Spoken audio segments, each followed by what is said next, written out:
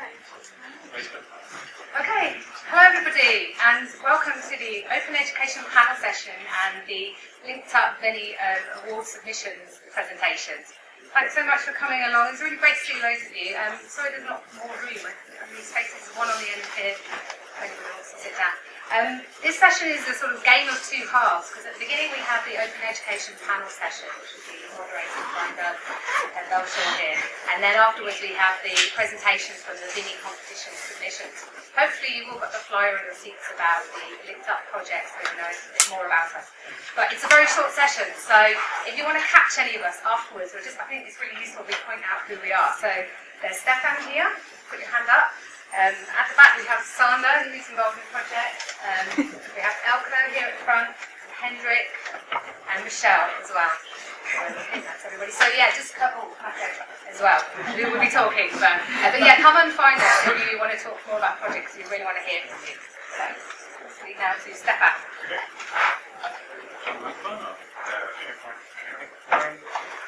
So first of all, thanks Marika for the introduction, and we have a very dense schedule as Marika mentioned already.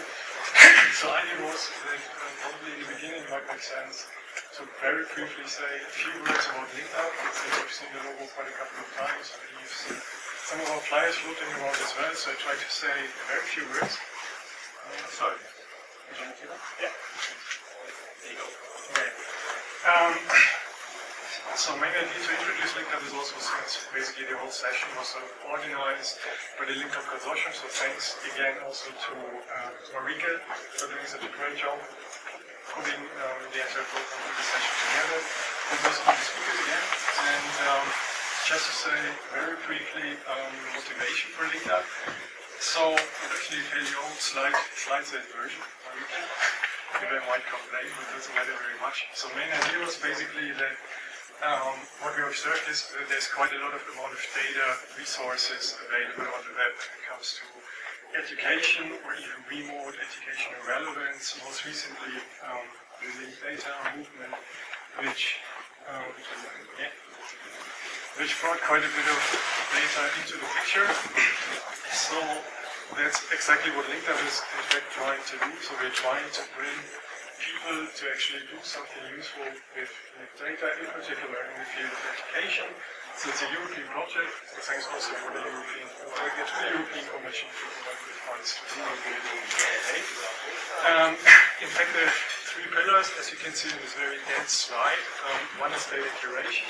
You will probably hear a bit more from Mathieu in the panel on these kind of activities. So we're trying to make data more accessible to educators, to application developers. Second one is technology transfer and community building. So here the idea is basically to bring people together to talk, in particular people from the more technical side and more the application-oriented side. And finally we have our LinkedUp Challenge. There the main idea is basically to identify and support also innovative and successful tools or applications which actually do something useful with open data in the general area. Oh, sorry. I'm missing my cue there. Okay, sorry. No worries. So finally who we are. So basically right in the middle we have the LinkedUp Consortium. It's comprised of 6 partners. It's a fairly small consortium. As you can see, we're collaborating with a fairly large network of organizations as well, so we're trying to look beyond the actual consortium as well. And watching over us is our LinkedUp Advisory Board. Some of them are actually around today as well. Philippe is standing over there, and I think that's pretty much what I wanted to say. One more? Okay, we missed it. Okay, so finally I just wanted to say a few words about the schedule. So we have our panel right now, then we have presentations from shortlisted candidates from our LinkedUp Challenge, basically the second half of this slot, and for those who still standing tonight, we also have a session on the main stage, which unfortunately is not listed in the main, in the program, in the paper program, but it will for sure happen, we're quite confident. At 5:45, where we are actually awarding the winners of the LinkedUp Challenge, so that's also an event which might be interesting to some of you, and I hope to see many of you there as well. And with this, over to Helen. enjoy the session. So I'm going to stand up and say hello. Hello, this is me at the back. I'm Belshaw from Mozilla. We've got 3 esteemed panelists today. I'm going to introduce those in a moment. I'm really looking forward to what they've got to say. They've got 5 minutes each to talk about their particular area of interest. If you're standing at the door, do come in, please, don't look for them. They've got 5 minutes to talk about their particular area of interest, and then we've got some time for questions. If you've got some questions, then please do feel free to tweet them at me. I'm at AJ Belshaw, that'll be on the screen in a moment, and their Twitter usernames will be on the screen as well. I'm going to introduce all of them, and then I'm going to ask them to speak in turn. Okay? So I'm sorry that my tweets might come on the screen in the top right-hand corner. If someone's got a quick way of turning that off, do let me know. Right, so these are esteemed panelists today who will have 5 minutes to talk. We've got Dr. Jackie Carter, we've got Davide Storti, and we've got Mathieu. So I'm going to introduce those briefly. I'm Doug Belshaw from Mozilla. First of all, Jackie is the director of a national OER service called Jorum. And I know Jackie because I used to work with JISC in the UK. We used to work quite closely together. She is the leader of many award-winning teams, including Scarlet, which is an augmented reality kind of service for medieval manuscripts. And she's also the lead on impact work for the UK Data Service, especially on social science. Davide promotes free and open source software for UNESCO. He manages their opentrainingplatform.org website, and he's got an interest in low-cost ICT devices. He'll tell you more about himself in a moment. And Mathieu, he developed the Open University's Linked Data platform, which you can find at data.open.ac.uk. He takes care of linkeduniversities.org, and he's part of the LinkedUp project that you heard from earlier. I'm going to take moderator's privilege and tell you a little bit about the work that I'm doing before introducing Jackie first and then taking them in order. You're going to have to put up with me pressing the next slide, unfortunately. I haven't got the technology today. So I work for Mozilla, and you probably know Mozilla because we're a global non-profit that looks after Firefox, the web browser which I'm sure you're all using right now. But we don't just develop Firefox, we're not just a browser organisation, we develop other things as well, including Firefox OS, I've got a Firefox OS phone, Persona, which is a way in which you can sign into websites without them tracking you across the web, Thunderbird for email, and also a program which I work closely with called WebMaker. This is about moving people from being elegant consumers of the web to them feeling like they've got some kind of agency and they can help create the web. So the thing which I am working on in particular, I'm the project lead for a new learning standard for web literacy. So if you want to get involved in that, we're very close to a code freeze on that. If you go to mzl.la/WEBLITSTD for web literacy standard, you'll be able to find out more about that there.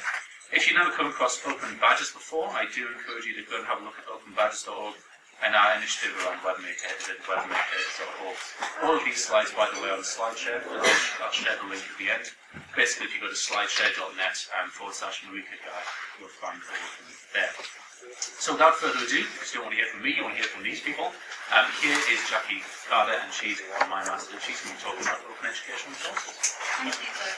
I'm delighted to be here, and I'm looking forward that we've got such a full room. It's fantastic that people turned up to hear about open education. There wasn't a lot of mention of it in the keynote speeches this morning, but let's repress that one. Okay, so what I'd like to do is talk to you in the next 5 minutes about open educational resources based on the journey that I've taken over the last 12 plus years. But I want to really think about where we go next and we are.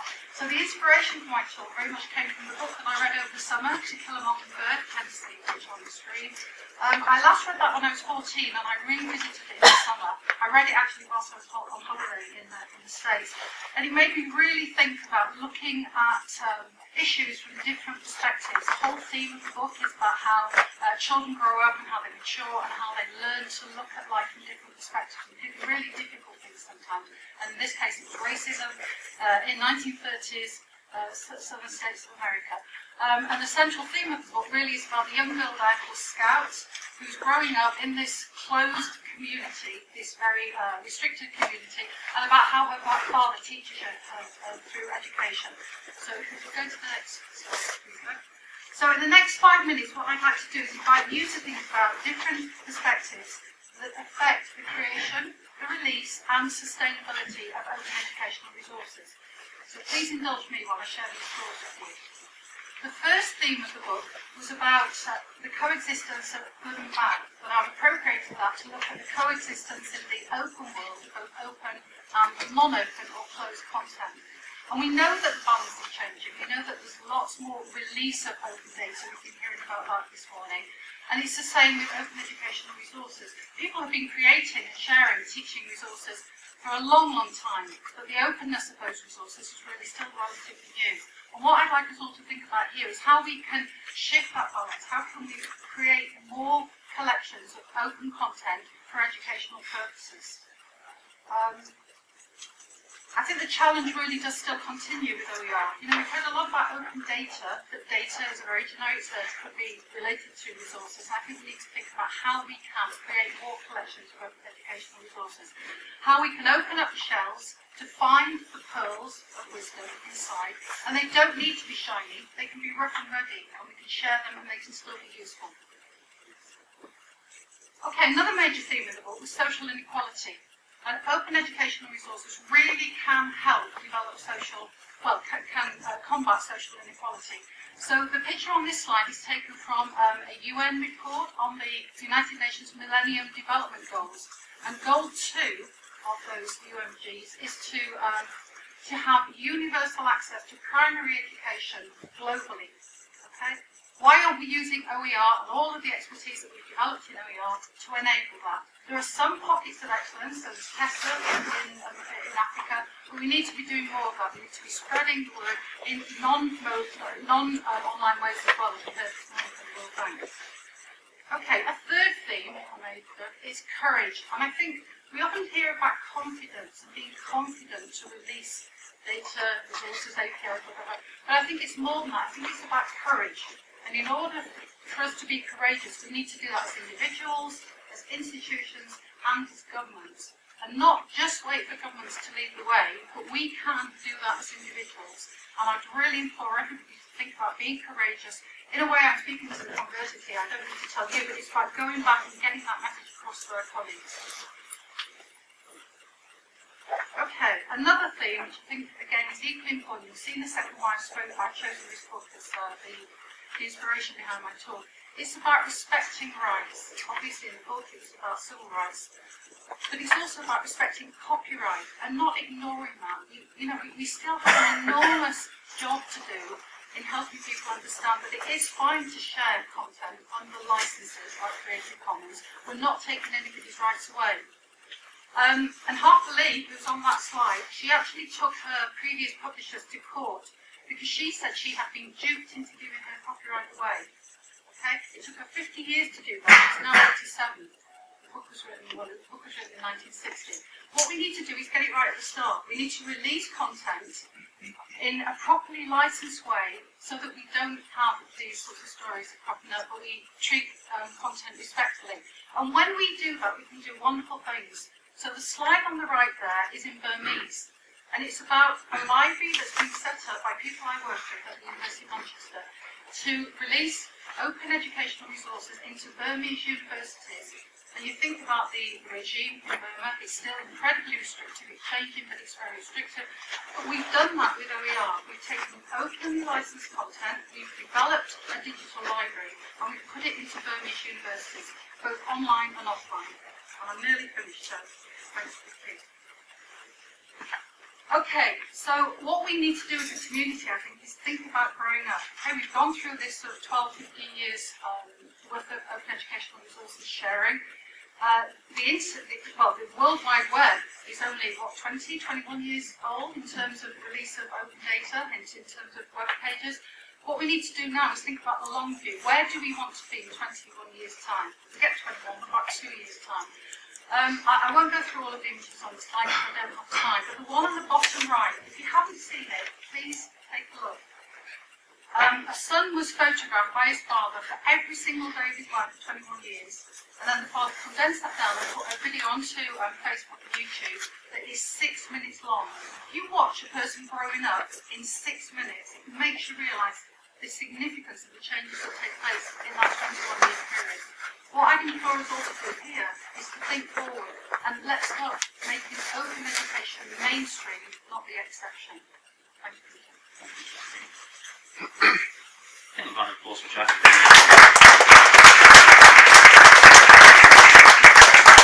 So next we've got Davide from UNESCO. Davide, I'm sure you want to introduce yourself a little bit further, but you're going to say next slide to me, unfortunately.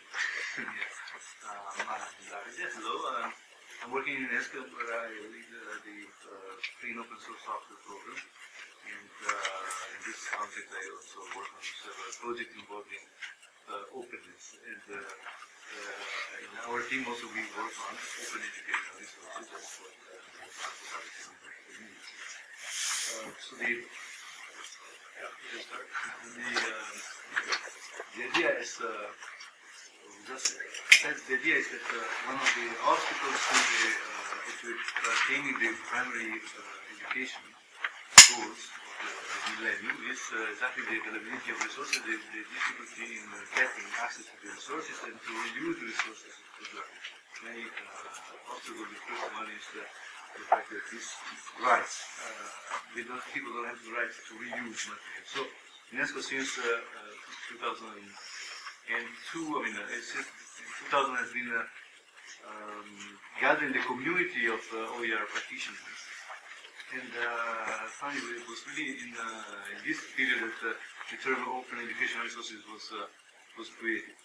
So the role of UNESCO as one of the UN agencies, UNESCO is the UN agency for education, attachment, science, and communication, is exactly to create this bridge between the practitioners and the policy.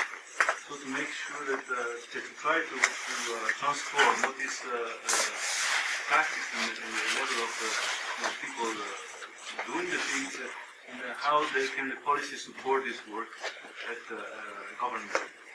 So in this slide we have done work on issuing policy guidelines for higher education institutions, where we explain how they can participate in OER policy. We support the community, and we try to bring people to talk together about OERs through the online platform. We publish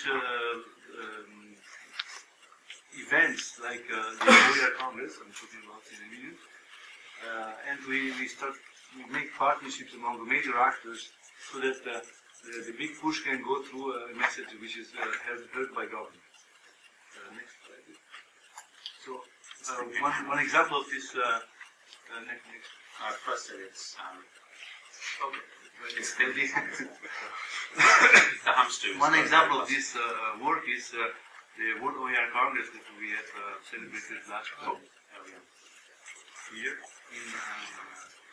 in Paris, where we gathered more than 400 delegates, and then finally they made what is called the Paris OER Declaration, which is a paper which in 10 points gives what are the main points that we should look at for promoting OER, including having more tools, including a number of strategies. And this declaration, which is just a paper from delegates, now we want to bring this to governments. How to do this? Now the next UNESCO General Conference, which is a body which is formed by all these member states, this document is going through this process. And the idea there is that this document can get some kind of validity, some kind of not only an endorsement, but at least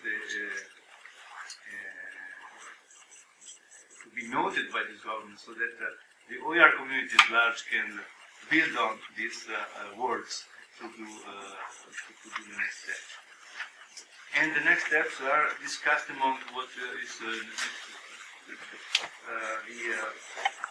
OER community that UNESCO has put in place as one of the actions for the follow-up to the World Summit of Information Society, which took place in 2005, and which gathers today more than 3,000 members and practitioners of OER worldwide, and which has been used for building this OER declaration. So it's a point where people, practitioners, can gather together to send message that we try to pass to the government.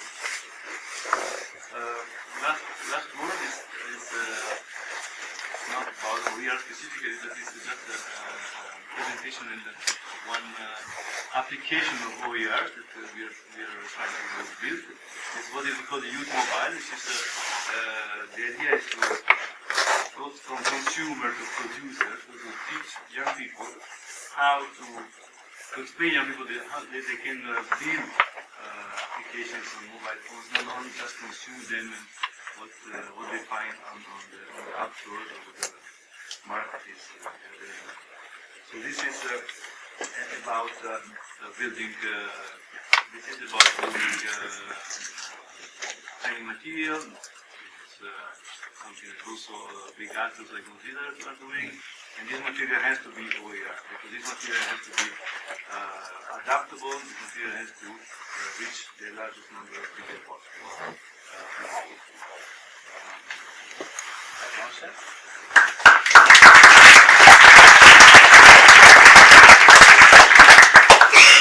And finally, we have Mathieu from Moderators.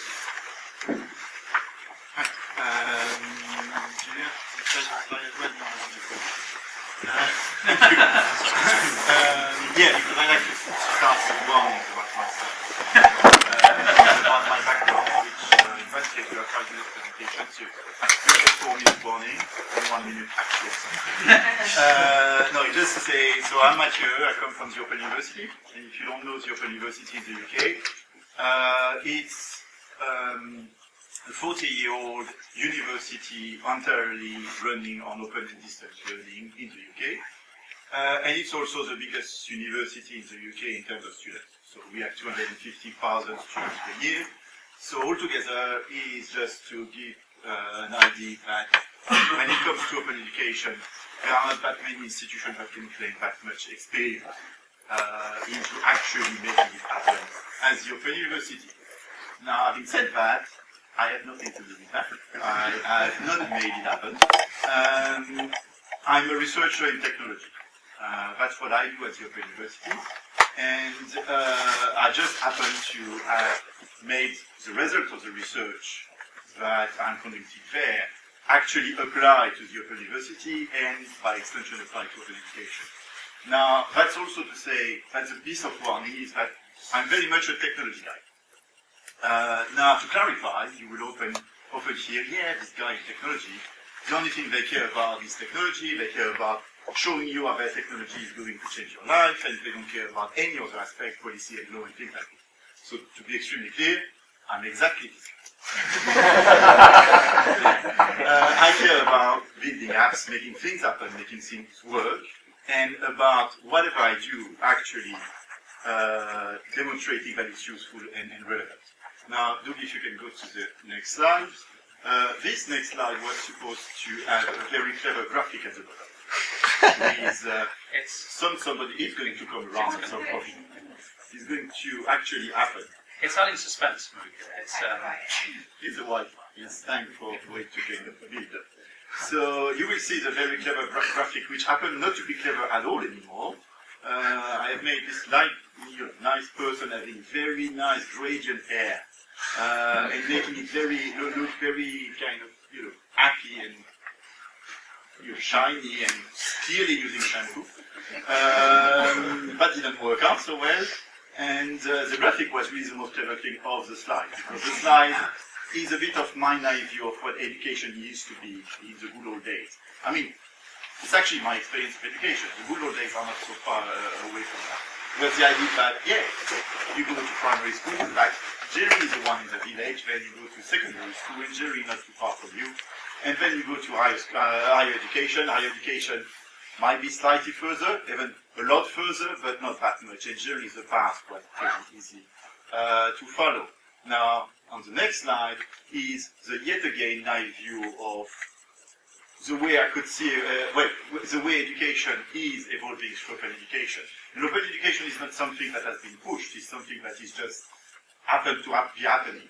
OERs are one thing, and as the title of my presentation indicate, this is really not what I want to focus on. Open education, open data and open education even focus on OER. What I want to care about is, this poor guy now, who is not living in the good old days where everything was simple, has an awful lot of options and an awful lot of possibilities. Some of them are really, really good. It doesn't degrade what he has access to locally, but basically they have more ability and more option. So that's the point of the warning at the beginning. Is what I care about, if you can go to the next slide too, is how we can make that sort of thing happen.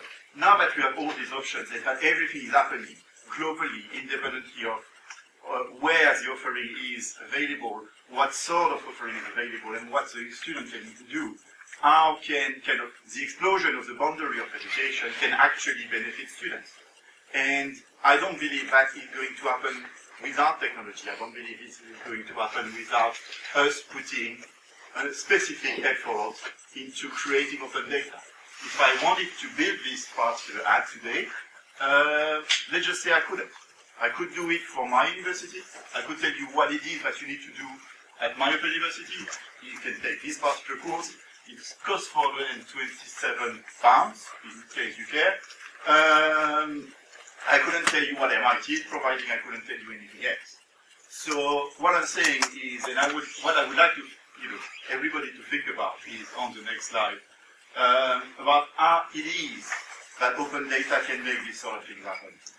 We have heard about very much top-down approaches into creating repositories. We are creating national initiatives into open education. And there are lots of things that are happening. In the UK, the government actually publishes open data, in-link data about the schools available, about their rating, about what, the education landscape of the country. But I don't believe the top-down approach will happen for the reason that we don't even know where the top is. I mean, it's not a national thing, it's not a local thing, it's not one repository of OER. It has to be something coming from individual initiatives.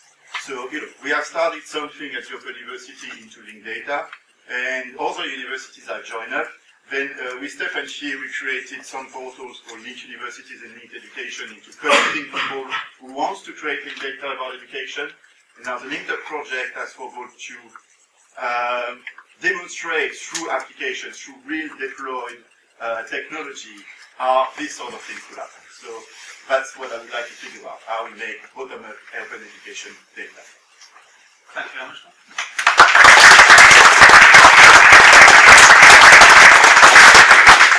Now I've got some questions for you. I haven't seen any come through for me on Twitter yet. You've probably seen it on my screen, to be fair.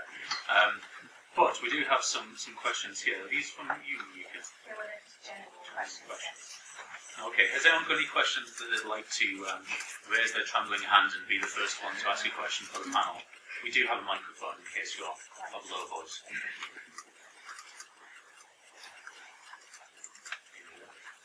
Say who you are and where you're from first. Joe Berger here from BBC. I'm just interested in sort of estimate of the volume of open educational resources that are out there.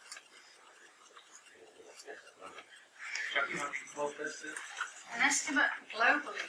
No, I don't think anybody's got the answer to that question. I'm interested in the answer to that question. Well, in terms of what's in Durham, there are about 17,000 OER in Durham now that have been collected over a period of time. One of the things I should actually respond to Mathieu's point earlier is Durham just doesn't only hold content, it points out content that is hosted elsewhere. So it very much acts as an aggregator as well. And where we don't give a monkey's really. People come to Durham. The web isn't about going to places, it's about making the content discoverable. And if people use services like Durham or the university to do that, and people can find the content and through user-driven, it's all about meeting demand, then that's fine. It's a really, really interesting question, and I don't know, there are registries of open educational resources services from Yorkshire. In fact, that's quite an interesting research outcomes. I think you might be supposed to say, Davide, but the LRMI, the Learning Resource Initiative, that might lead to surfacing those kind of numbers. Can actually look at that. Sorry. Yeah, I don't have numbers to give, unfortunately, but discovering OERs is a very big problem. Also, discovering the derivative work, which are, when you adapt the resource, tracking these adaptations is a very big problem.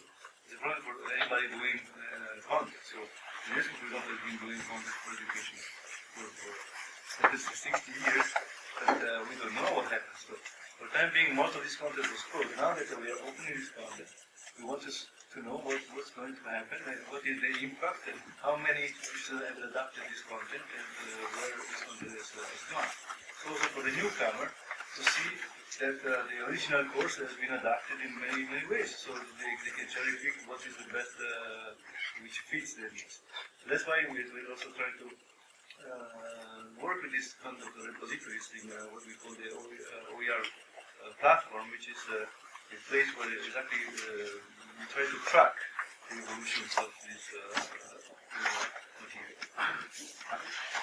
I just wanted to give you the same answer as David, which we don't know, but for a slightly different reason. That is also, one of my key points and one of the things we are looking at very closely in LinkedUp is that we don't really, there is no boundary to what is an OER. So, a museum collection is an OER as long as it is used in education. So somehow, the answer is quite a lot, and it depends on where you put the boundaries. And I think it is important that we don't create artificial boundaries. I have nothing against repositories, but somehow this is what they do. And that, you are well placed to know that anything can be included into a course or a resource. That's Can I good. just wrap up, because one of the things that we were charged with by our funders, as in Jura was charged with, was building this critical mass. And it's not just about the numbers, it's about the quality of the resources as they are used, and about the stories about how people use them. So it's that qualitative aspect which is really important. Absolutely. Just to finish off that, so when I was working for JISC on the OER program, the often used to talk about open education resources being a supply-side term, i.e. from the funders. When I was teaching in the classroom, I wouldn't say, I'm going to go and find an open education resource. I'd be like, I want to find something I can use tomorrow in the classroom. So it's important to bear that in mind, that not everyone uses the same terms. You had a question? Yes. Do you want to introduce yourself? Yes, sorry. I'm Raphael from Eurocom in South Africa. Education organizations and private and public positions. Just complementary to the same question. To make an analogy with government data portal, there more and more now have collaborative aspects in the portal where citizens can request data about particular topics. I just wonder if you know any initiative in the education domain where you have data about a particular demand of I don't know which field, which type of OER that are massively requested by people and you can't really fulfill yet. So, initiative of just how to get such data? So, for demands, particular demands which aren't satisfied by OERs at the moment, do you have any examples of that? No, basically. One of the things is, if you look, I was looking at the brand new Swiss one recently, and almost all of the open data, government open data portals. And it is the case that education is a very, very small area, generally very, very underrated. And that's one of the things. Again, I'm kind of talking LinkedUp everywhere, that's one of the reasons to be of the LinkedUp project, is to push people to try to build applications that will push the demand for data. So I think that's one of the things we should integrate in this initiative, which is a sort of a public demand for data service in open education in general, even more than we are. Davide or Jackie, do you got some examples? Yeah, I have a very pragmatic one. I think it also comes back down to this connecting lot between policy and practice and government and what happens on the ground. And there's a big agenda in the UK at the moment to upskill social science students with quantitative training. Lots of social science students, with the exception of economics and psychology. You can do psychology for social science. leave university and they're able to critique tests, write essays, and don't have any quantitative skills. So we're turning people out into the economy, not being able to fulfil what the economy needs in terms of job demand. And the government has responded to this by designating that as a strategically important and vulnerable subject. So quantitative skills in the UK is called a strategically important subject, as are modern languages. And there's a dearth of content in the sector to support people who want to teach those skills. So there's a recognition of a need to upskill students, but the materials currently don't exist. So what I've been trying to do in building bridges, because I'm working in both communities, is encourage those people who are doing it and doing it well, so there are pockets of good practice, not just within the UK but globally, to share their resources. Because otherwise what will happen is we'll go through another 3 years of funding people to create resources and share them. We don't need to do that, we should be able to fast track them. So that's a very practical example. That's a really interesting point, actually, because I mean, the title of this particular panel session is "The Facets of Open Education: Resources, Data and Culture." Resources, data and culture. And I think actually we're in a position where we're doing pretty well with the resources, the number of them, the amount of data, the way we're opening things, and it's actually the cultural change which is going to kind of kickstart things. So Davide, it's all up to you, actually. You've got to sort out and fix the world if that's all right. Unfortunately, we don't have that much experience in open data. This is something we're just starting right now. And, from our angle, our point of view is exactly to push people to more the government or public institutions to open their data. In our terms of UNESCO as certainly data to share, we do share the data in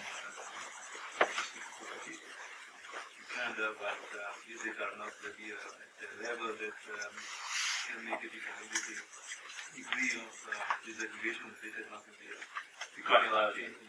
Yeah, but this is something. So I've got a couple of questions to ask about the link between open data and open source software, and also about power structures. But before I ask any of those, has anyone got any questions? Any burning questions that you want to ask the panel? One over there. Introduce yourself first, please. Got the microphone if you could wait.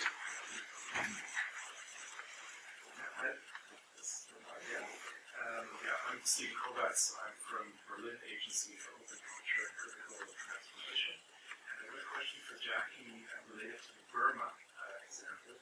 I'm just curious to know how much training you put in together with the teachers and the people on the ground in Burma, and at what point sort of let them take the ball and kind of sustainability of that project is then it's guaranteed after your university success. I should add that I wasn't directly involved in that project, but I'll try my best to answer your question. Firstly, I want to say that they developed it because they did a lot of work around user needs. So they went into Burmese universities and found out what people wanted. And then they created a digital library on a sample of, I think, 4, 5, maybe 6 universities. And what they found was that they had to develop content for low bandwidth. So they came up with this concept of low bandwidth OER. And I think they've just returned from actually going back into the universities to explore the question that you've asked. So I don't have the answer to the question, but I can definitely put you in touch with people who will. What they want to do next, because they have a phase 1 project, and it's part funded by I'm sorry, I can't say her name, so she's organisation, and part funded by the Open Society Foundation, which some of you will know. And that was phase 1 of the project. It's, as you can imagine, achieved tremendous success, and it's big, high profile in the UK. And they're now looking for funding to take that next phase. So I'm very happy to be Any more questions? One over here.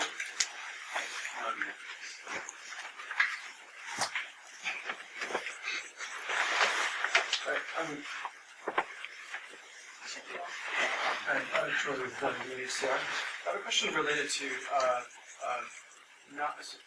for market dynamics related to OER. Is the presumption just that content's up there and an individual teacher takes it, uses it in their classroom, and life is good? But what about for-profit activity making use of OER, introducing maybe commercial factors which make its production, sharing, organization more sustainable, more easily accessed, easily made use of.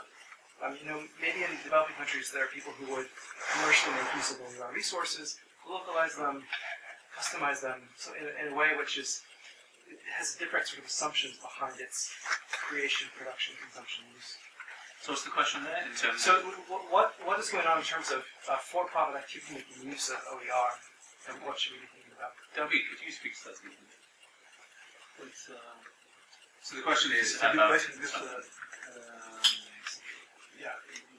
especially in developing countries, the initial typical model is that the teacher is producing some material, he gets paid for the material, and the material is his own. And there's the strong feeling that whatever you do at sharing is like stealing from what I own as a product. So that's something that we are working on with the people on the system. There's a change in the way the dynamics of the market has to happen, because for them it's a high revenue. So the moment you share this in a sense of percentage of OER, you'll be taking away this revenue from the person. So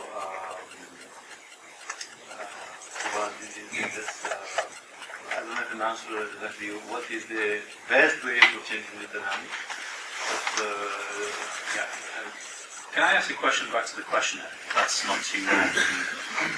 Is the subtext of what you're saying here that, and it's fine if it's no, is that kind of it's the mark of a more mature society or culture that kind of openness is embedded within it, or is that not part of your question?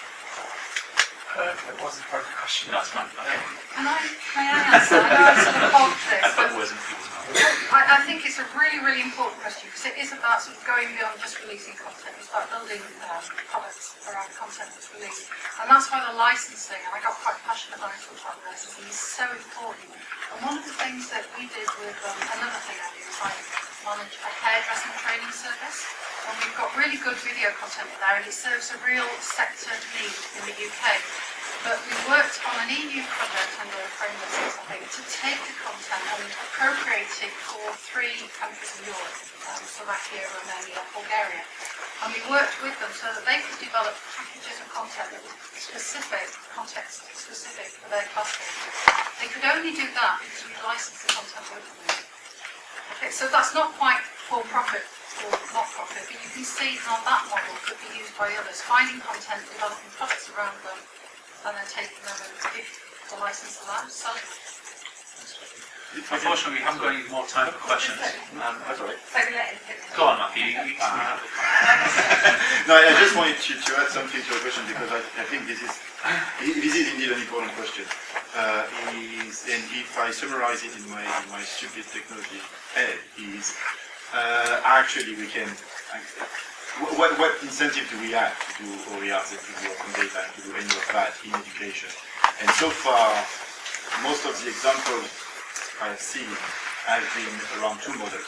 National funding, which just pays no profit. Your openness is mandated, and that's about it.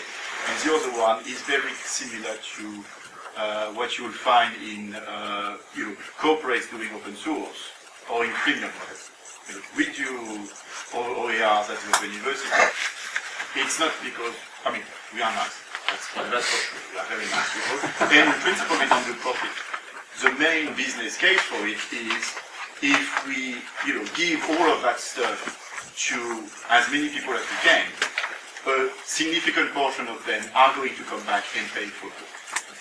And that's, that's the commercial model for open data in general so far. MOOCs applies the same thing. You get to the course for free, you pay for the accreditation, or you pay for the badge, or you pay for anything like this. And that's the way it seems to be going right now. I know Corey Doctor makes the argument for DRM-free ebooks and that kind of thing. It leads to higher consumption.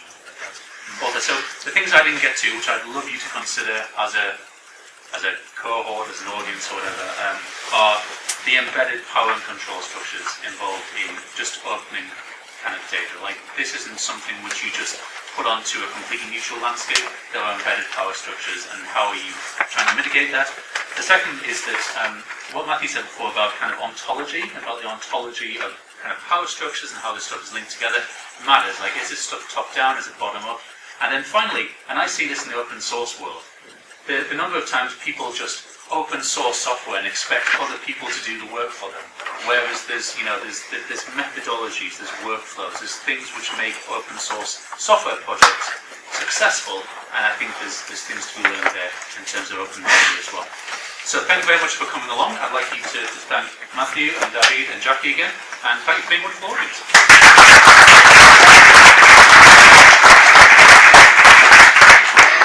We've got a lot more coming up. You go back. And again, yeah. Okay, a lot of this stuff we didn't get a chance to cover, and there's so much more to be said about this subject area. So I'm afraid it's on the slideshow that we'll be using, but if you go on to this one, ignore the officially launched, because I'm going to do that in a second. But I wanted to say there's a forum for these type of discussions. There's a place that we can carry on having these good discussions, and that we can bring all these different areas together as well. That we can kind of bring the open data and the open culture and the open policy angle together. I'm afraid I don't have a sort of tube that I can join together. But what I want to introduce is the idea of the Open Education Working Group, which is something that the Open Knowledge Foundation are really, really keen to launch today and to share with you and to get you all involved.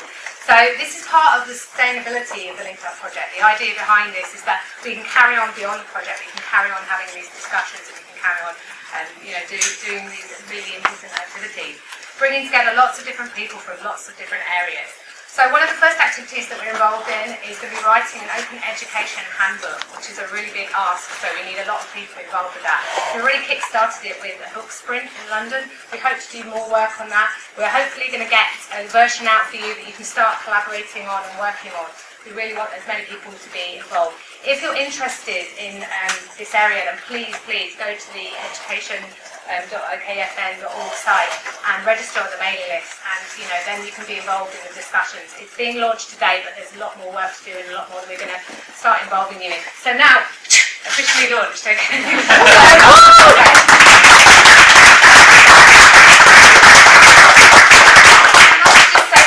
Doug for moderating the session, doing a brilliant job, and we're now going to move into the second half of the session now, which is talking very much more about the LinkedUp project and the submissions to the competition, but there's still lots more to hear and lots more, so you can actually see some practical examples about how people are using open data in education. So, somebody wants to, Eelco. Yeah, we've got, do you want to see the So I'm not going to talk much about the project. So we'll just have 2 seconds while everyone moves. Do you have some?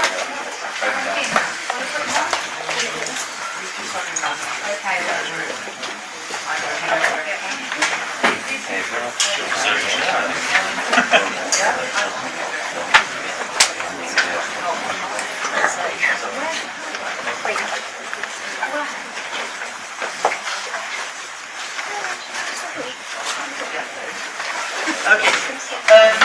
So in the last half year we had the first competition in the series of our LinkedUp Challenge.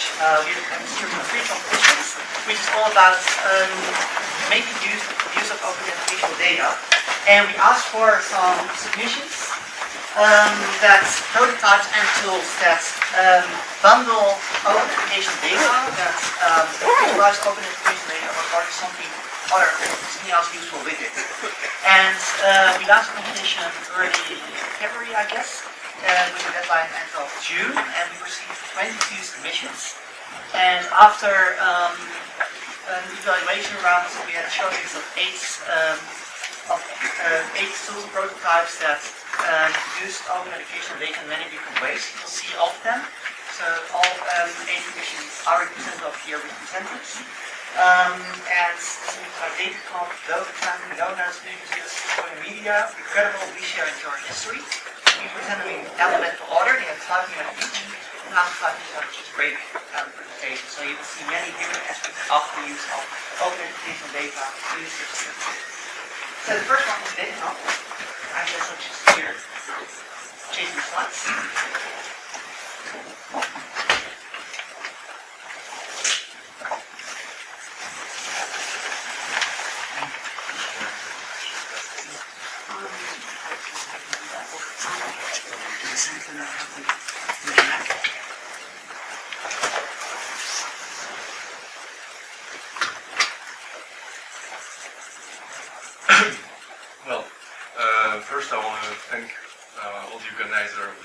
Challenge.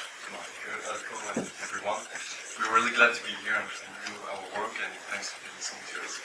So we come from University, we're a master student there. I'm going back. And the last one is right here, building. Today we're going to present you DataConf, which is a mobile mashup. Allows people to run conference metadata from their smartphones.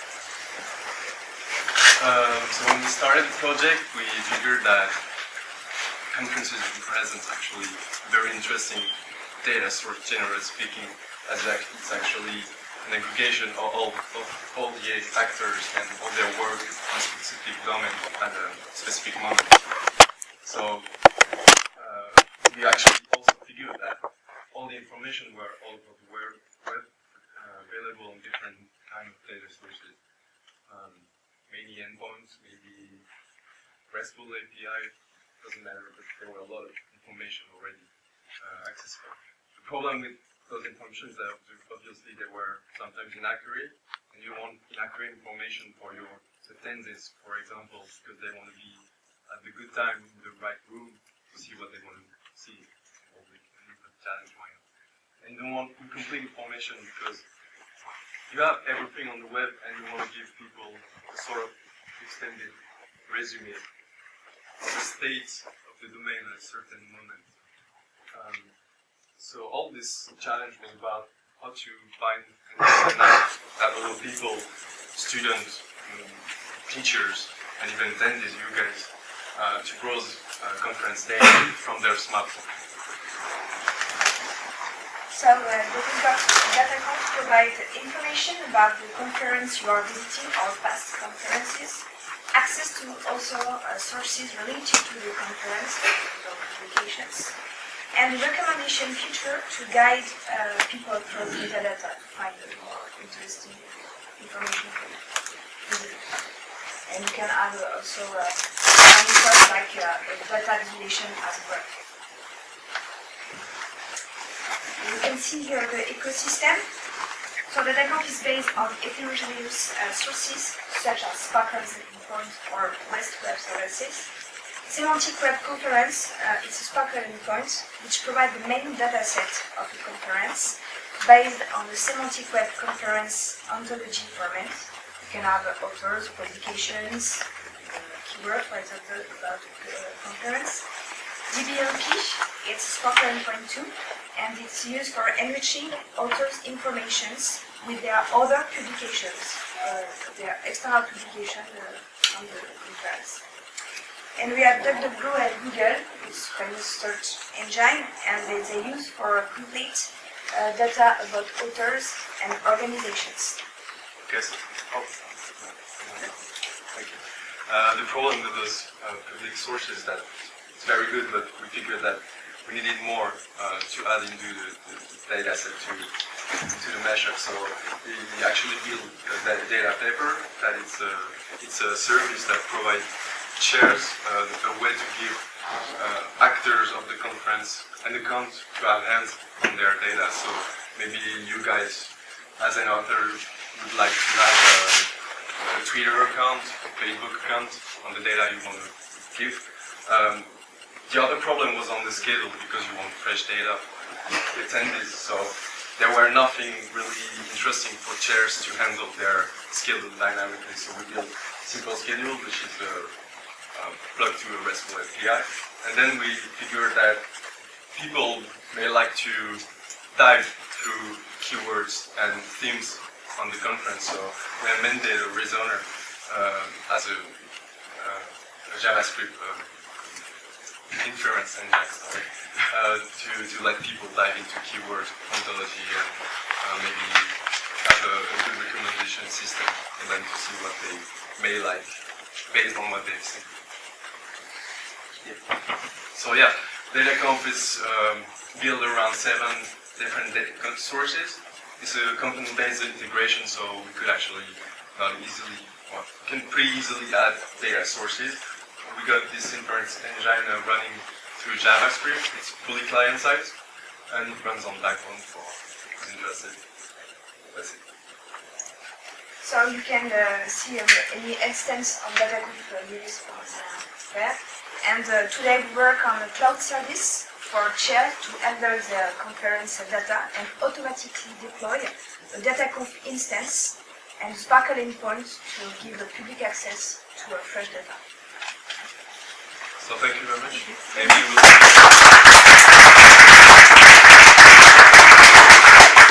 Presentation is about Lockdown, and perhaps while Jack is coming, it's good to mention that all abstracts and demos are available at -challenge.org. So if you browse there, you can see all submissions with a link to the live demo. I guess this is our names first. Yeah. It is actually. Yeah, that's easy. I do that. Which person? Okay, no worries. Okay, I'm afraid you have to. Okay, well, go to slideshow, view and slideshow.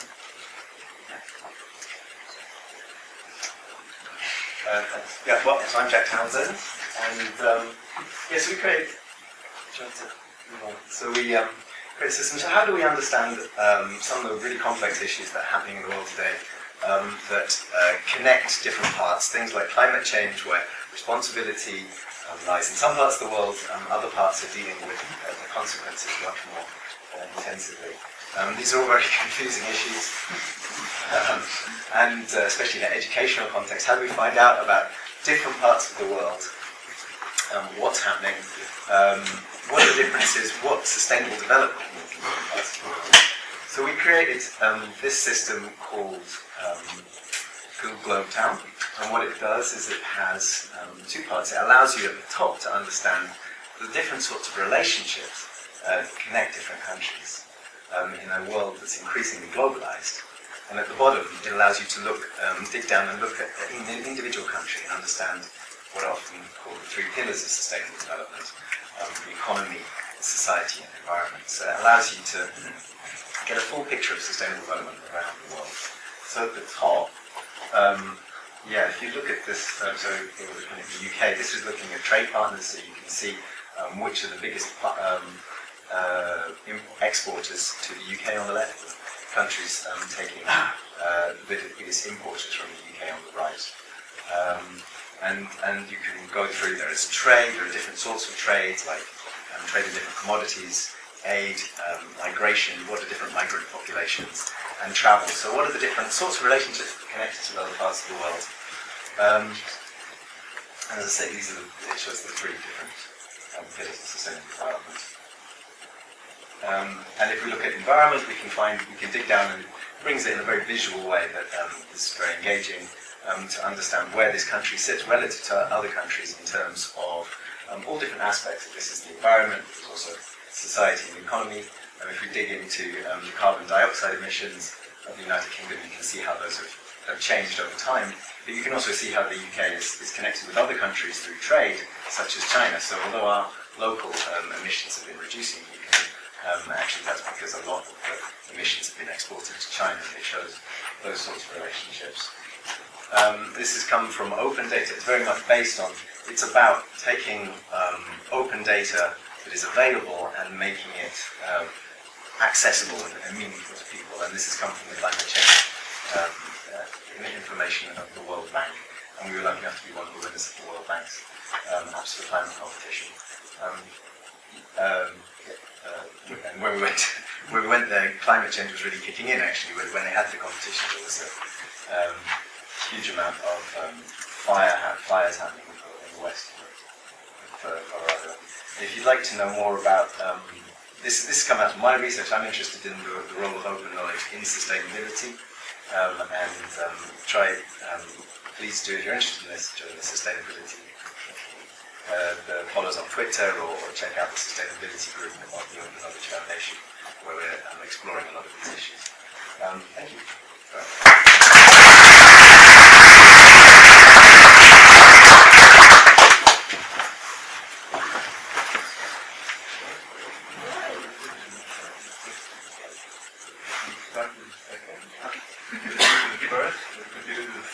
Okay, so the slide where you see the name of this no-notes.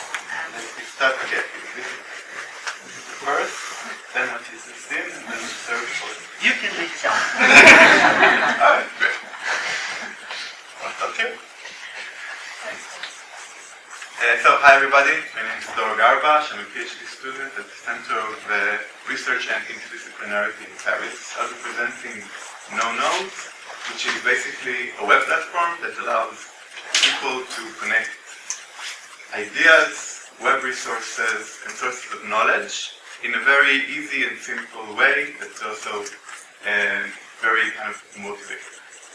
So the question we were asking ourselves is that, or maybe a question you should be asking yourself is, if I want to connect, let's say, two websites to one another, what can I do right now to make this happen? Well, I will need to get a permission. I will need to be an owner of one of the websites, or have a permission from one of these websites to create a hyperlink. And there are so many amazing things we could be doing if we didn't need to have a permission, if we could just link things together. For example, we could take a Wikipedia article that is very complicated and add learning resources to it and connect useful information that will make it more accessible and easier to understand. A researcher, for example, could connect between publications that he didn't, can cite publications that he's not the author of. Or we can have PhD students, researchers, students, and just normal people annotating the state of the art, for example, connecting open questions and ideas to knowledge resources and websites. We can have citizens connecting between news stories and sources that criticize these news stories, that provide more information about it.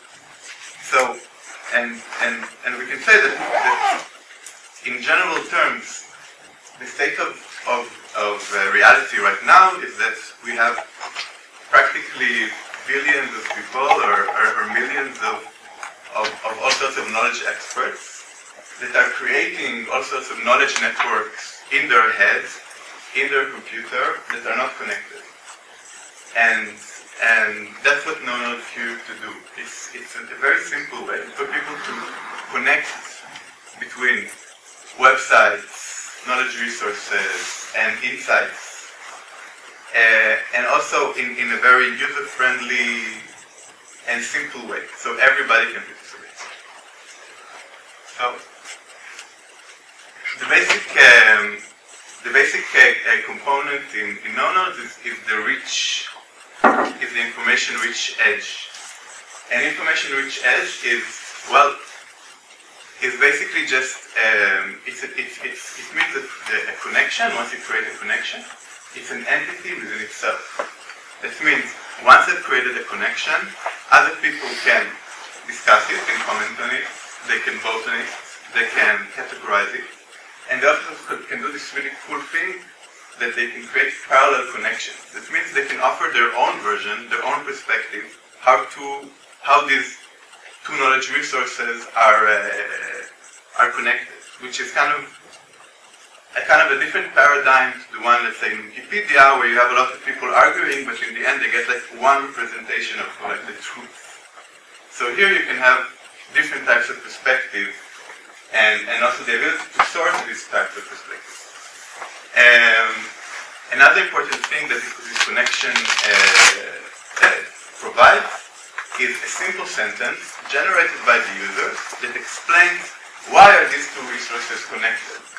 So this is basically the most important thing about NoNode, and it basically means that all of us can be actors in giving context to knowledge and making it easier to access and easier to understand.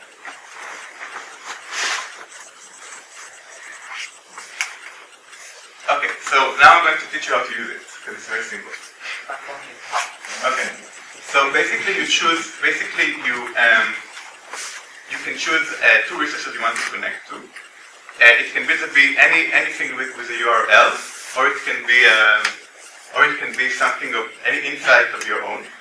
And you can either paste the URL and it scrapes it, you can either type it and it will search from the NoNode's database and the Wikipedia database, or you can just type it in directly.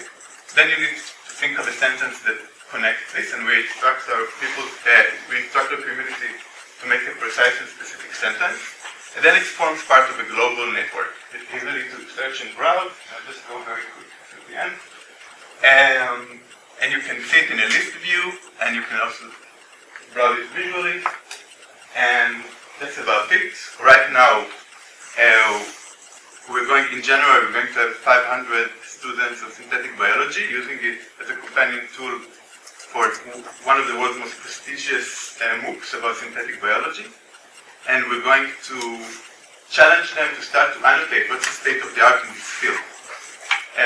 Another one thing before I finish is that we're completely open source and open data, and we have a large community of developers who are already on board to help us. And basically, I'm here to also to collaborate with you, with your organization, a community manager, a developer or designer, or you just want to give me feedback. I'll be near the poster for further discussion. So thank you very much.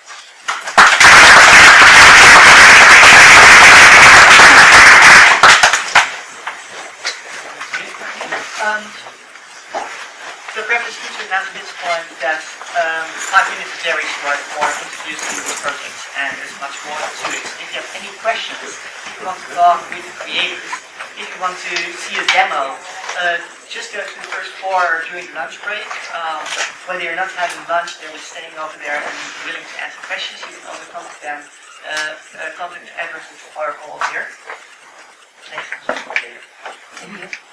Good morning, my name is Susana Lopez and I come from Nos.com, a Spanish company which is working in semantics since 2004 to build a platform oriented to building and user applications. This is one of our projects using Moderators.net. It's a free access online solution available in this web address, Moderators.net. You can see Moderators.net gathers museum metadata from multiple Spanish public institutions. It is a semantic museum of museums. It works according to the standards of the semantic web and the principles of the link open data web. So this is the context of the project. Libraries, archives, and museums are places of our collective memory, and they contain a hidden graph made up of nodes, entities, and lines, relations, with enormous possibilities of discovering and knowledge. And with semantic web, now we can compute those concealed relationships and expose the connections inside our collective memory graph under some conditions.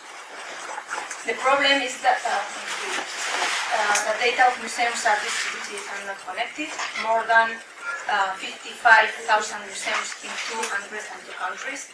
And we cannot do interesting applications using the capacity of the machines with the information contained in the current formats of knowledge representation. But we think that semantic web can help us. So the first part of the problem consists of building a museum microcloud of linked, clean, and curated data with an underlying specialized and unified graph. And secondly, we wanted to connect the cultural and the educational worlds in a knowledge ecosystem, in a cloud. In other words, we want to valorize cultural information of our cultural heritage for educational purposes. So our project shows the way of overcoming the challenge of linking resources from several museums by making that possibility for a group of museums. We have chosen 7 Spanish greatest museums. We carried this one. No, yeah. So now we have a collection of 7 Spanish great museums, like Museo del Prado, where users can browse over 17,000 pieces of art and more than 2,650 artists. And this application allows users to find, discover museum-related content and also reach some related external information thanks to the correlation with other datasets, including educational datasets. So this is, there you have a link to a video, presentation video and a demo video. Next one. So the main goal is to present a case of application of linked data for the cultural community through end-user applications like facet-based searches and semantic context creation, which improve user experience, and built on NOS semantic and social software platform.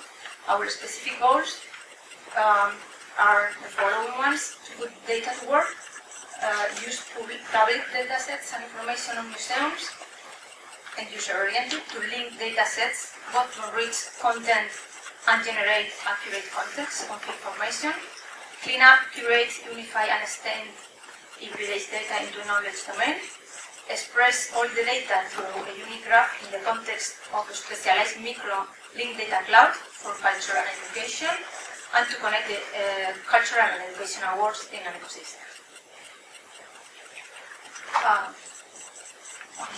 We have used hybrid ontologies to connect the cultural and education awards, and this is the data set that we have used. Didactalia, which is built on nos.com, and is an index of over 15,000 educational resources, Wikipedia, GeoNems, and Europeana.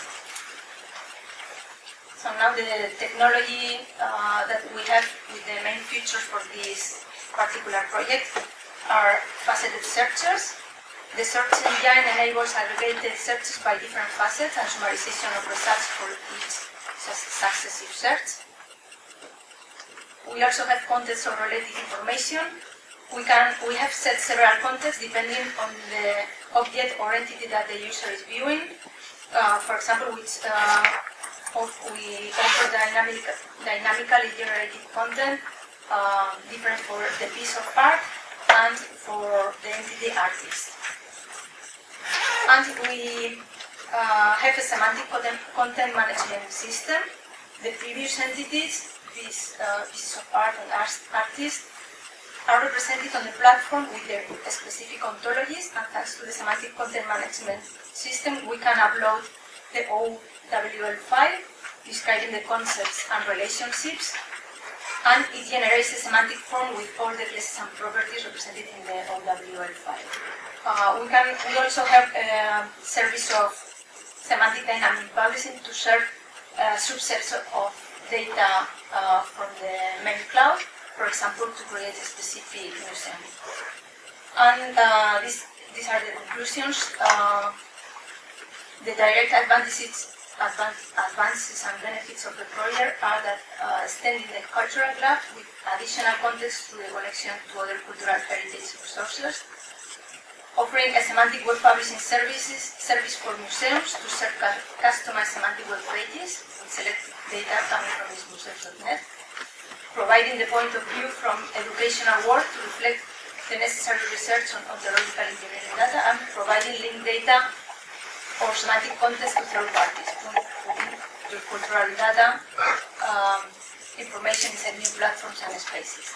And we have faced the following problems: generating a scalable graph, potentially it can be extended to any museum, maintaining the data sets, and developing uses and presentation of those data appropriate to each environment or user group.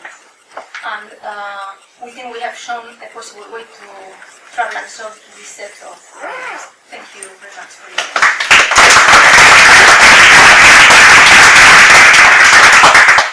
Yes, content data and public media. No. You need to be very it's a whole long list. Yeah, so my name is the first Laura Holling. I'll leave you to read the rest. Polymedia, that refers to politics and media. Also to the fact that there is not one media, but there are several media types, several media archives. Our main user group with Polymedia is students and scholars as well of media and communication studies. On a side note, I think that the possible use is much wider than this, but to focus the design, we decided to take one specific group and involve those users for now. What they do is they study the role of media in society, and one of the possible questions that they could ask is how is the political debate about nuclear energy covered in the media? Now, you could divide the question up into several sub-questions. For example, what is written about the main actors in the debate? How are they visualized, so in photos, in newspapers? Has the coverage changed over time? What are the differences between different media types? for example, between different newspapers or between a newspaper and a radio show. Now, in order to answer those questions, you need data. And that data is actually all available. Most of it is open data at the moment. So we have archives of hundreds of newspapers, we have archives of radio, bulletins, of television. The thing is, the question is still hard to answer because of two problems. The first one is the classical data silo problem, where they are in separate archives and you can't search them jointly. And the second problem is that while they do have metadata, these archives, they're not annotated with the events, in our case, the political events that they are about. So if something remarkable happens in Parliament, and all the newspapers write about it, and also the radio shows talk about it, there's no way to know that these newspapers and these radio shows are about the same thing. There's no way to connect it. So that is what we wanted to solve. So we wanted to find links between these archives, and we did that by putting the political events, so in this case, the parliamentary debates, in a central position, and linking that to the media archives. So the event here becomes the link that connects the other archives together. One thing I should say is that, of course, the parliamentary debate data is also open data, right? The government publishes that. And we did this in 3 steps.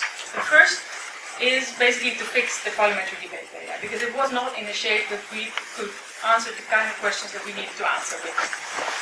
So we made it way more structured than before. Actually, in the Netherlands, the government publishes that, at least until 1995, in PDF. Then there was another project to translate it to XML, and we translate that to RDF. It's a very structured way for that. I'll have a picture of the model, I'm not going to go into that, but if you're a data scientist and you want to talk to me about that, I'd be happy to, and I'll be in a poster session. The second step is, so we had the political data now, the second step is to link that to media. So concretely, what we did is each individual news item was linked to an individual speech by a politician. So we built this architecture to do that. That is based on 2 intuitions, and I'll give you those 2. The first is that we say, okay, the news item needs to contain at least the name of the politician, and also it needs to be published within a week of the original debate. Otherwise, it's probably not connected. The second intuition is that we can't just link the 2 texts as is, so we detect topics and named entities in the debates, and link those and use those to search the media archives. So then the final step was to design it and to build a portal, which is this. It's online. It is in Dutch, but I think you'll recognize the search field there. So if you type something in, like a name or a topic, you'll get in the middle a result list, which is a list of all the speeches that contain this word, Google style. On the left, you see a list of facets. This is only the first facet, but there's a whole list that allow you to refine your search. And on the right, you see the newspaper or radio bulletin items that cover these speeches. So for the technology people in the room, behind this demo there's a Sparkle endpoint with the data that you can also query. And actually you can ask more, you have much more flexibility of course with the queries there than in the demo. So you can ask things like, give me all speeches that have gotten more than 60 news items about them and they were between this and that period and uttered by a politician that is not the Prime Minister or something. And then you would get a list. Okay, thank you.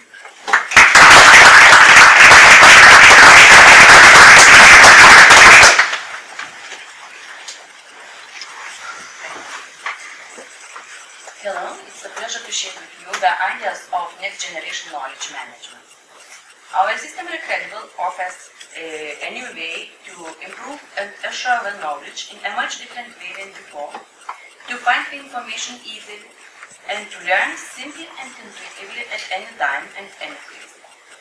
I have joined Recredible team 1 year ago, and Recredible idea has fascinated me firstly as psychologist. I have been working with students of years as well as with language impaired children, and of course I have understood that the best way to teach any subject is to present the whole of the concepts and to explain their relations. Knowledge consists of concepts, which are interlinked into building blocks, and building blocks are interlinked between each other respectively.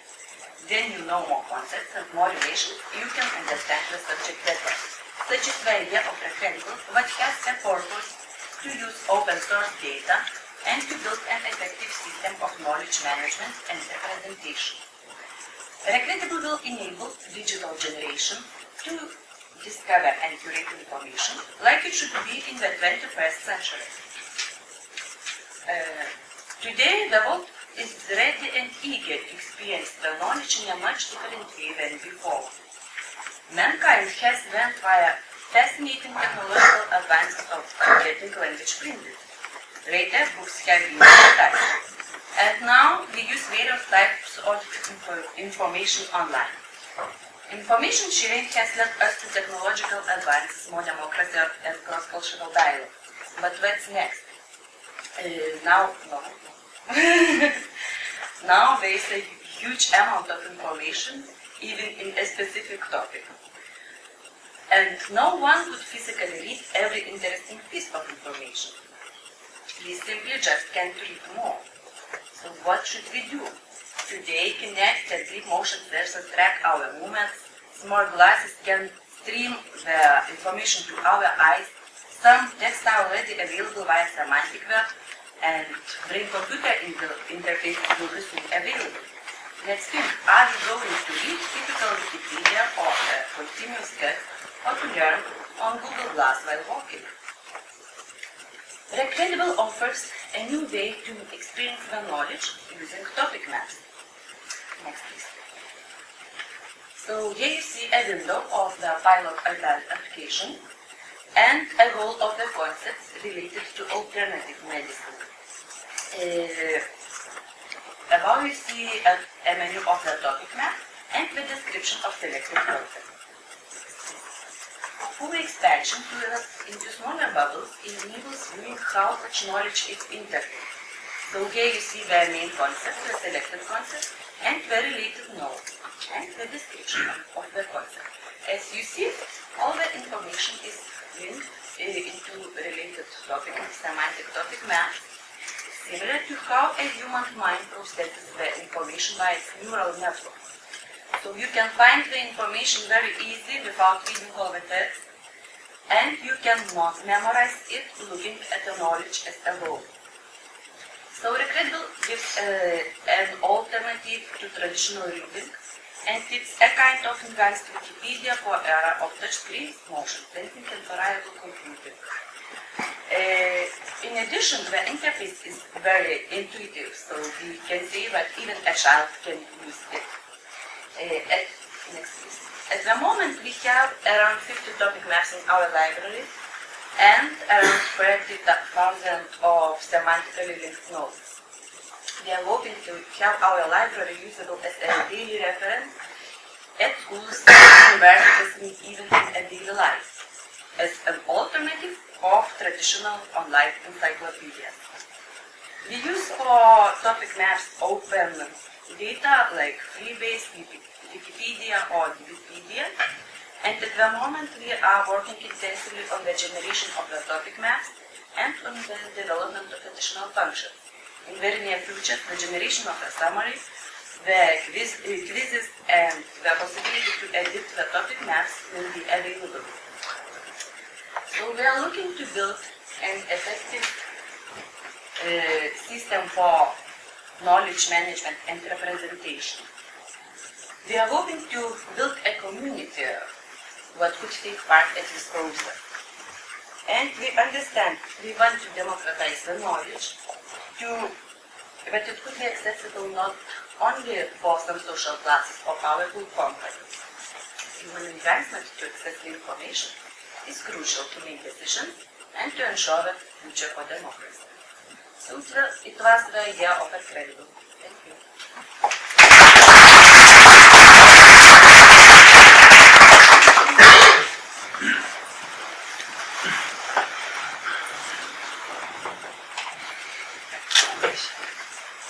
Hello, I am Adolfo Ruiz Calleja, and I'm going to present research. which is an application, a working application for educators. Specifically, it is used to recommend educational ICT tools. So let's imagine an educator who wants her students to write a document in verse, but she doesn't know which tools can support the collaborative writing. So she may use a search engine. This search engine will trust in a registry of educational ICT tools that will provide some data to the educator. But there are currently quite a lot of registries of educational ICT tools. But they have some data sustainability problems because the tool descriptions are very hard to create and to maintain updated. It is true that some of the registries somehow alleviate these problems by making these registries socially constructed. But even though they have two classical problems, which are the isolation of the registries and the well-known college lab problem. Yeah. So for this reason, we propose Viser, which is a social annotation application of educational ICT tools that is federated to the web of data. And this way, we can take advantage of the data about educational ICT tools that is already published on the web.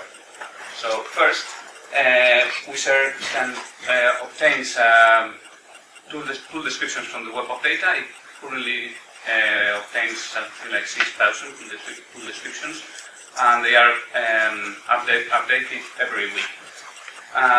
Then the educators can search, browse, visualize these tool descriptions, and they can also contribute with more information. They can also publish new tool descriptions, enrich the already existing ones, review them, but reviewing them not only with their opinion about the tools, but maybe more importantly, how they use these tools in their classrooms. And finally, all the data that is published on Viser is published as linked open data, so it again contributes to the building of the so-called educational web of data. So let's have a look at Viser. It is the search interface of Viser. You see that it's based on a graph, and educators can browse this graph in order to select the concepts that they want to, they will filter their query. In this query, for example, the educator said that he wants a group tool that allows to write, and that has been used in a peer review activity in a blended scenario. So you can see that they can mix the functionality of the tool, which is obtained from the web of data, with the educational use of the tool, like peer review and blended scenario. And in this case, 3 tools are obtained. So next slide. And here we can see a description of a tool. In this case, it is MediaWiki. There is a textual description of the tool and the functional characteristics of this tool. All this information is obtained from the web of data. In the left side, there is the menu of Viser. And here are the summary of the educational of the reviews related to MediaWiki that are currently published on Viser. You can see that for each review, there is a numerical rating and a textual description of the review. But also, each review is related to the educational context where this tool was employed. So, for example, in the first one, it was employed in a course in computer science to support an exam, a lecture, and it was a face-to-face course, and the virtual learning environment is Moodle that is used in this course. So this is a quick look at Viser. If you want more information, that will be in the poster session. You can use the Viser, and of course, if you are educators, you can we'll be happy in collaborating. So thank you.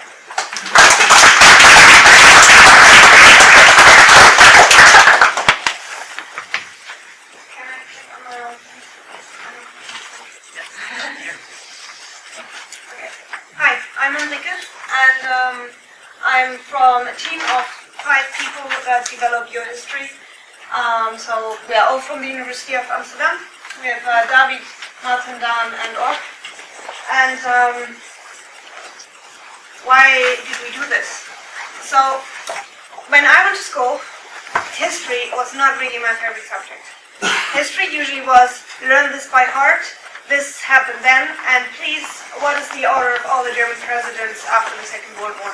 I still don't know the order of all German presidents.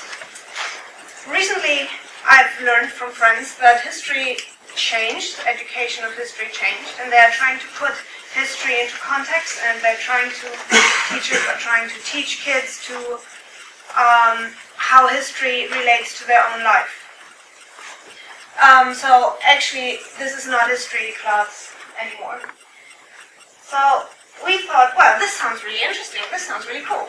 So what do we do when we have a timeline of historic events that happened since the 19th century? So we had the World War II. So if we zoom in to after the Second World War, we have the end of the World War II, we have the Gulf War, we have the fall of the Berlin War, 9/11, and the Gaza War. Different events that happen, but you don't really care about this when you're 15. What you care about are, well, my favorite rock band or whatever they listen to today.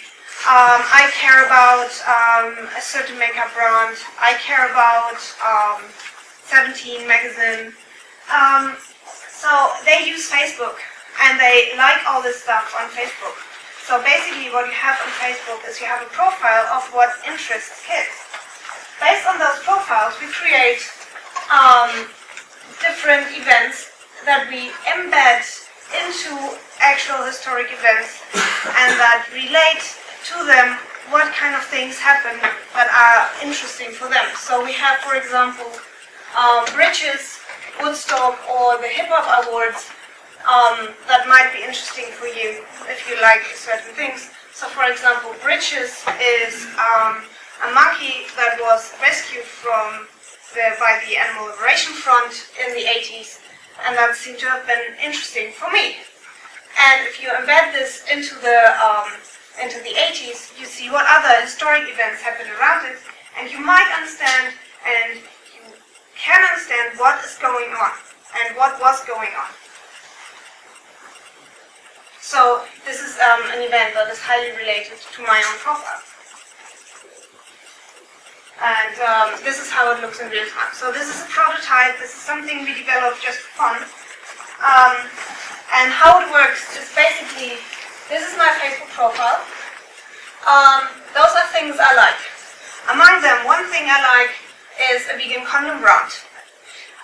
We do entity linking, and we find that veganism is very interesting for me. It's an entity that represents my profile. And we find events that are similar to entities that represent my profile, and we embed those events into global historic events. And this is your history. Thank you very much. Please try and watch us grow.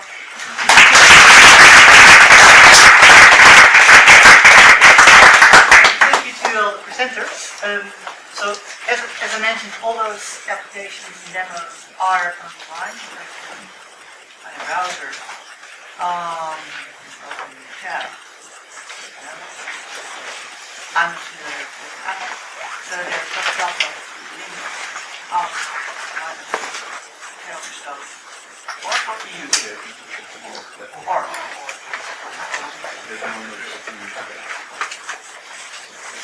one page so that you can see old entries and links to demos. During lunch break, you can see whether the presenters are over there and not having lunch. You can ask them for more information and watch a demo, etc., etc. The winners of those 8, so there will be 3 winners announced during on the main station at 5:45 to 6.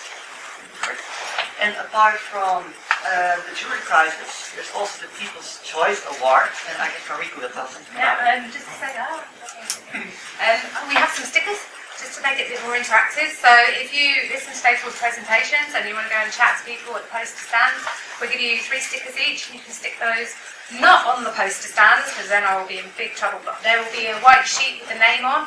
If you can stick them on the sheet with the name on, and then we will add those scores to the People's Choice that we've already been doing the online voting. So just go along, chat to people, and talk to them about their prototypes. I'm sure they'll be really happy to ask your questions. So I will be giving stickers on the way out, and hopefully we'll see you at the poster stand later. So thank you again, and thanks to all our presenters.